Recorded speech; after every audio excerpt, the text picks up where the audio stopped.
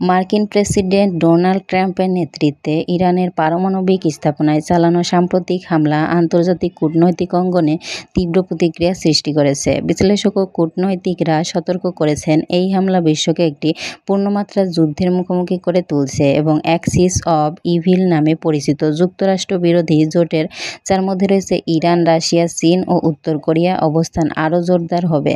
Trump প্রশাসনের দাবি, এই হামলা ছিল প্রতিরক্ষামূলক ও পূর্ব প্রস্তুতির অংশ, কিন্তু বাস্তবতা হলো এই পদক্ষেপ মধ্যপ্রাচ্যের ভারসাম্য চরমভাবে নষ্ট করেছে। ইরান সরাসরি প্রতিশোধ নেওয়ার হুমকি দিয়েছে এবং এরই মধ্যে ইসরায়েল ও মার্কিন ঘাঁটিগুলোতে পাল্টা হামলা শুরু করেছে। বিশ্বজুড়ে এই হামলার ফলে যুক্তরাষ্ট্রের অবস্থান একঘরে হয়ে উঠছে। চীন ও রাশিয়া প্রকাশ্যে ইরানের পাশে দাঁড়িয়েছে এবং জাতিসংঘে আমেরিকার নীতিকে প্রশ্নবিদ্ধ করছে। একই সঙ্গে মধ্যপ্রাচ্যের অন্য দেশগুলোও এই সংঘাতে জড়িয়ে পড়ার ঝুঁকিতে রয়েছে, বিশেষ করে লেবানন, সিরিয়া ও ইরাক।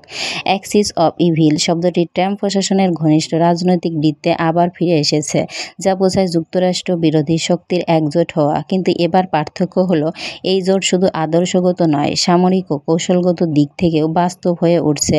ইরান, রাশিয়া, চীন জোট এখন বাস্তবতায় রূপ নিচ্ছে, যার প্রভাব শুধু মধ্যপ্রাচ্যে নয়, বিশ্ব রাজনীতিতে পড়বে। অর্থনীতি ও জ্বালানি বাজারেও এর বড় প্রভাব দেখা যাচ্ছে।